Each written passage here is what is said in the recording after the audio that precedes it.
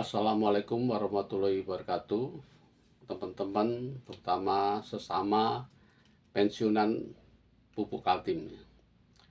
Saya ingin melanjutkan narasi sebelumnya ya, tentang aset-aset 11 item aset Dapen Pupuk Kaltim. Jadi syukur alhamdulillah saya sudah mendapat respon dari Dirut Pupuk Kaltim yang baru, Bapak Budi Wahyu Susilo. Ya, teman saya dulu sesama koperasi, mudah-mudahan semangat koperasinya saya kira juga masih ada. Jadi beliau akan menjadwalkan pertemuan dengan saya dalam waktu dekat. Nah, saya ingin sharing dulu apa-apa yang akan saya presentasikan atau usulkan kepada manajemen Pupuk Kaltim terkait aset-aset di Dapen PKT.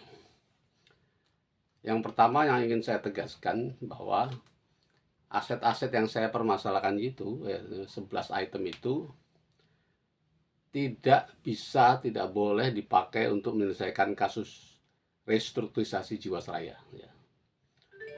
Nah, ini juga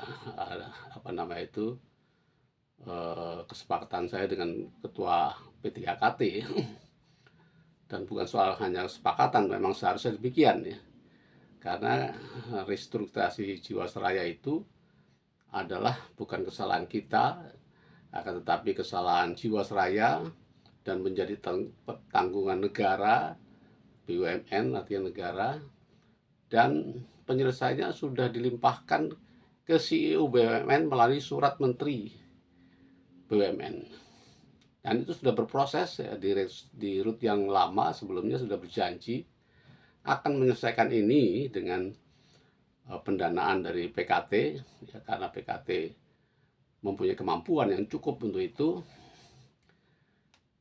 Tinggal menunggu rekomendasi Jamdatun yang insya Allah katanya sudah hampir selesai.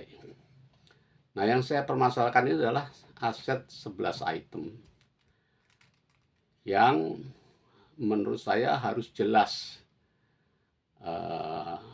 statusnya. Jadi pernah diinformasikan dulu dengan pemberian PSL kedua, aset-aset tersebut menjadi milik PKT. Nah, itu dasarnya adalah, dan memang sudah dikeluarkan dari aset Dapen, dasarnya adalah rekomendasi KAP. Ini yang ingin saya luruskan dan harus dikoreksi. Pertama, secara legal itu salah ya, karena menyalahi prinsip-prinsip dana pensiun. Itu ada undang-undangnya. Undang-undang ini menyebutkan secara tegas ya, aset-aset dana pensiun itu terpisah dari aset pendiri. Artinya tidak boleh sama sekali ada aset dana pensiun yang berpindah ke pendiri. Itu tidak boleh. Itu akan disemprit OJK. Nah, ketika saya menemui OJK, ternyata OJK tidak tahu bahwa aset-aset itu sudah dipindahkan dari Dapen PKT.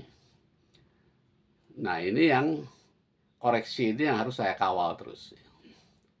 Itu alasan legalnya kenapa aset-aset itu tetap menjadi milik kita pensiunan semua.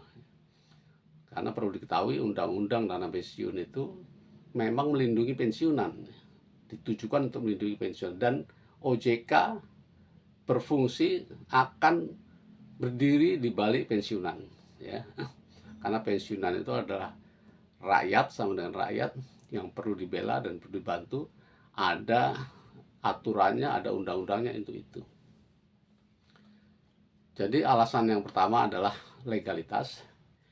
Yang kedua juga rasional dan juga moral ya.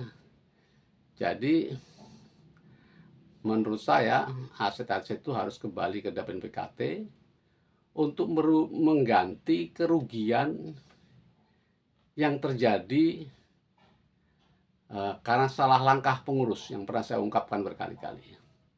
Setelah saya hitung-hitung, kerugiannya termasuk opportunity loss itu mencapai 400 miliar ya. Kalau ditambah dengan kegagalan mengambil kembali aset-aset kita yang disita Kejagung dan yang menjadi piutang pihak ketiga, itu sekitar 560 miliar kerugiannya.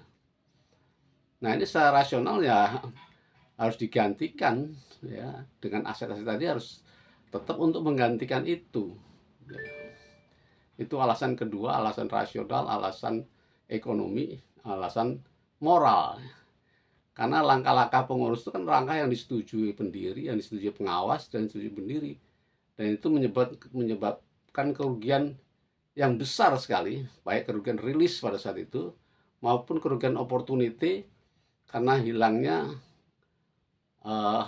profit opportunity ya, karena penjualan aset-aset yang produktif ya, berupa saham-saham yang blue chip, reksadana yang baik, dan PT KPI. Itu di samping loss pada saat pembelian atau rilis ya, dan itu semua akan diserahkan ke Jiwasraya. Jadi kita tidak bisa mengelola lagi dan tidak ada keuntungan dari situ. Ya. Saham-saham itu kalau saya hitung ya, saya perkirakan kalau misalnya kita masih tetap memiliki saham-saham itu, dikurangi bunga ke Jiwasraya, jadi saham-saham itu, trading saham selama ini dan sejak dulu itu menghasilkan ROI atau profit 25%. Sedangkan kita di Jiwasraya dibebani bunga 8%, jadi masih 17%. Kalau seandainya kita bisa memelihara 100 miliar aja aset-aset saham itu, maka kerugiannya bisa kita hitung cukup besar. Ditambah lagi kerugian karena penjualan KPI ya. Penjualan KPI itu kerugiannya luar biasa karena nilai KPI itu sudah melambung tinggi sekali ya, karena harga gas yang turun, harga amonia yang naik. Tadi nilai KPI itu, ini menurut ahlinya dan juga sekarang menjadi komisaris pupuk Kaltim, itu nilainya kalau 5% itu 10 juta dolar, artinya 150 miliar. Nah, kalau dijual hanya 40 miliar, ya ruginya 110 miliar. Jadi kalau di total-total kerugian karena salah langkah pengurus ini mencapai 500 miliar lebih. Sehingga wajar kalau aset-aset 11 itu tetap berada di Dapen PKT. Nah, saya mengusulkan bagaimana mengelola aset-aset ini secara transparan. Ya, mungkin secara prinsip koperasi. Karena itu adalah milik kita semua. Kita itu adalah pensiunan sampai dengan karyawan 2007, ya, termasuk yang saat ini masih aktif. Itu adalah peserta Dapen kita. Ya, peserta Dapen kita sampai 2007, karena pada saat 2007 itu sudah beralih ke Dapen yang satunya, Dapen Iuran Pasti. Ada satu prinsip lagi dalam peraturan atau undang-undang dana pensiun iuran pasti, mengatakan bahwa aset-aset yang tersisa apabila seluruh pensiunan sudah pensiun dan sudah mendapatkan haknya berupa manfaat pensiun atau anuitas, masih ada sisa aset, itu tidak boleh diambil pendiri, itu untuk iuran pasti. Kalau manfaat pasti, karena pendiri sudah menanggung manfaatnya, maka kalau ada kelebihan ataupun keuntungan dan sebagainya menjadi hak pendiri. Tetapi kalau iuran pasti, karena semua risiko itu ditanggung oleh peserta, maka aset-aset yang tersisa atau keuntungan dan sebagainya harus kembali kepada peserta. Ya, peserta itu semua, yang pensiun, yang sudah pensiun, yang belum pensiun, semuanya. Maka aset ini 11 item itu menurut saya disendirikan dan dikontrol bersama-sama dengan wakil-wakil pensiunan. Jadi pensiunan itu ada beberapa faksi ya. Ada yang pensiunan ketika program manfaat pasti ya, yaitu sampai tahun 2015. Itu pun mungkin ada 2 ya, yang merasa dia dirugikan ketika pensiun tahun 2001. Manfaatnya sangat rendah, itu ada 21 orang. Mungkin kita bisa akomodir kepentingannya. Kemudian pensiun yang semua itu Jiwasraya ya. Pensiun yang setelah 2016, sejak 2016 termasuk saya.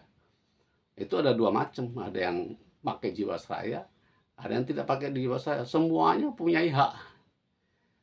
Nah, seberapa besar haknya, seberapa besar permasalahannya, harusnya diakomodir dengan prinsip koperasi. Koperasi itu one man, one vote. Setiap orang punya hak untuk bersuara. Nah, ini yang akan saya usulkan, bagaimana kita meletakkan atau mendudukkan 11 item ini secara legal benar, dan kelanjutannya nanti sampai aset itu habis terjual dan terbagi pada kita semua. Mohon doanya, mudah-mudahan alhamdulillah ini didengar, ada respon oleh direksi untuk mendengarkan ini, penjelasan ini. Mudah-mudahan kita dapat menyelesaikan masalah dana pensiun ini dengan sebaik-baiknya untuk kepentingan bersama, untuk kesejahteraan pensiunan. Terima kasih. Assalamualaikum warahmatullahi wabarakatuh.